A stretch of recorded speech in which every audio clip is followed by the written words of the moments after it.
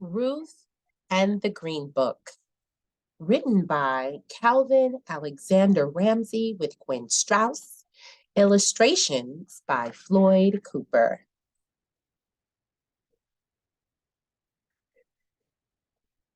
It was a big day at our house when Daddy drove up in our very own automobile, a 1952 Buick. It is the most beautiful color. Daddy calls it sea mist green. He bought it for his new job, but first we planned to go on a trip to visit Grandma in Alabama. I was so excited to travel across the country. I packed my own bag, and Mama said I could take Brown Bear with me for company, even though I'm almost too old for him.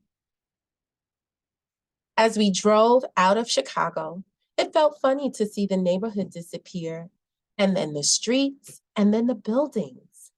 I love all the green grass and hills and trees. Daddy told lots of stories about when he was a boy in Alabama. He made us laugh. Eventually, we stopped and had a picnic lunch that Mama had packed. She had been cooking all week to get ready for the trip. After driving for a long time, we stopped at a service station to fill up on gas. As Daddy was paying the station attendant, Mama asked for the key to the restroom. The man said we couldn't use the restrooms because they were for white people only. Mama and I had to go into the woods. I was embarrassed, but Mama said the people who should be ashamed of themselves were those service station owners.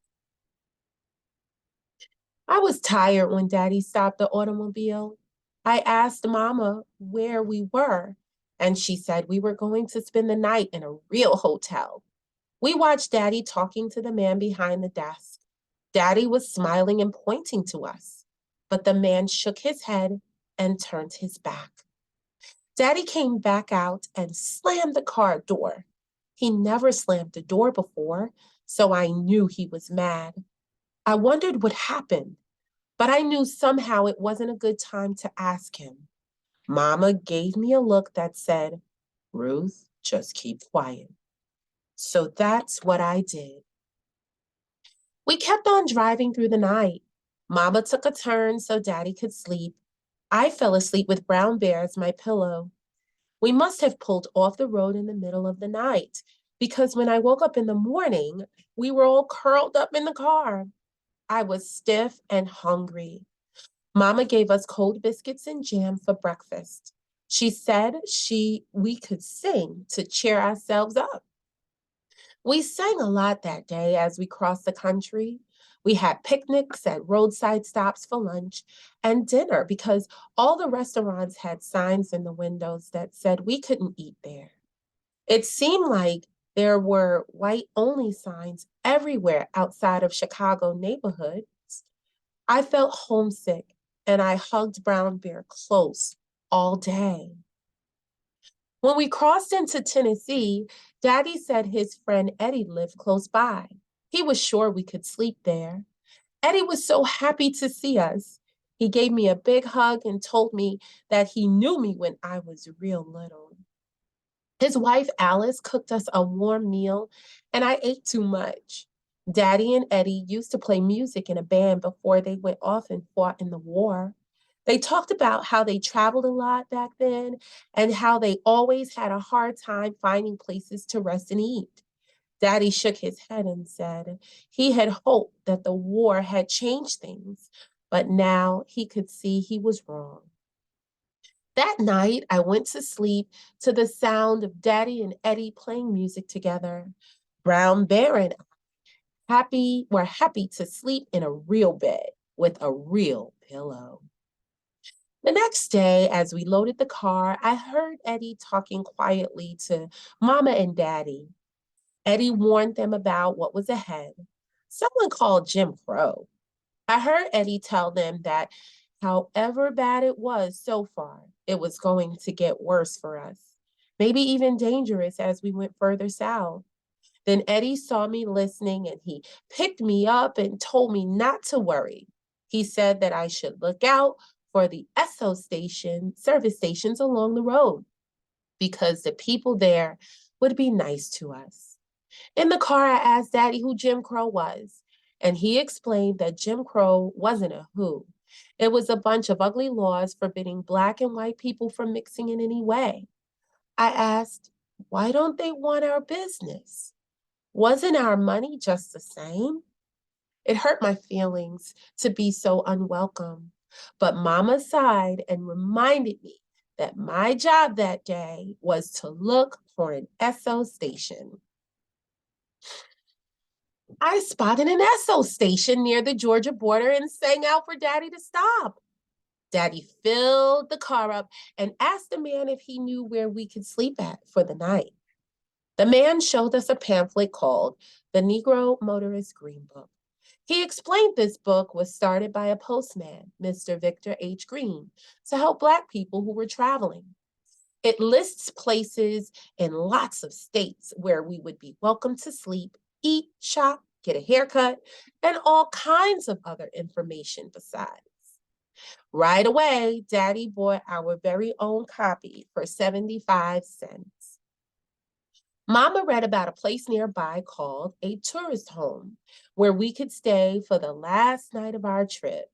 Daddy called ahead, and sure enough, the lady told us to come right away. Then Mama gave me the green book and said I was in charge of keeping it. I couldn't stop reading it. All those places in all those states where we could go and not worry about being turned away. We reached the tourist home in the early evening. Mrs. Melody, the owner, gave us a big smile when she opened the door. It was like coming home. And she wouldn't even let Daddy pay her. She said she welcomed Negro travelers because it was right to help each other out. I'm going to do the same one day. The next day, I hated to say goodbye to Mrs. Melody, but Daddy said we could be at Grandma's house that evening. That made me happy to get going again. It wasn't so easy, though. Our automobile broke down about midday in the middle of nowhere. People drove right past. I felt empty in the pit of my stomach. I hugged Brown's Bear and wished we were already at Grandma's house. But Mama said not to worry, we could figure this out. She unfolded our map and told me the names of nearby towns. She said, Ruth, look in the green book and see if you can find a place in one of these towns that will fix our car.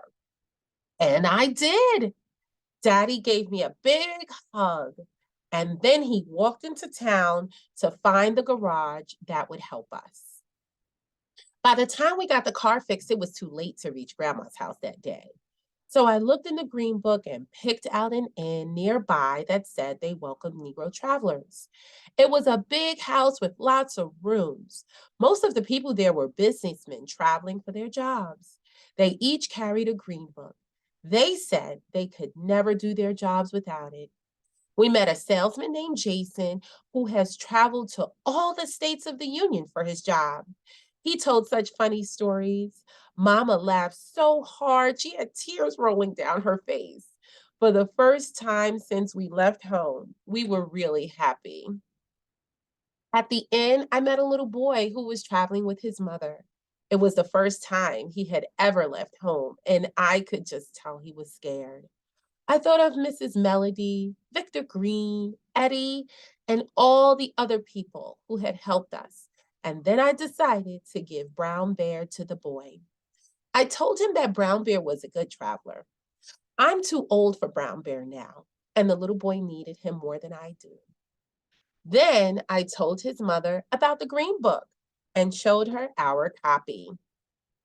That night, before I went to sleep, I thought about our trip. It was not what I expected. Traveling could be scary, that's for sure. It made me sad that some people were mean to Negroes, but it helped to know that good Black people all over the country had pitched in to help each other. It felt like I was part of one big family. Plus, tomorrow I would finally see Grandma and tell her what a great Green Book guide I had been.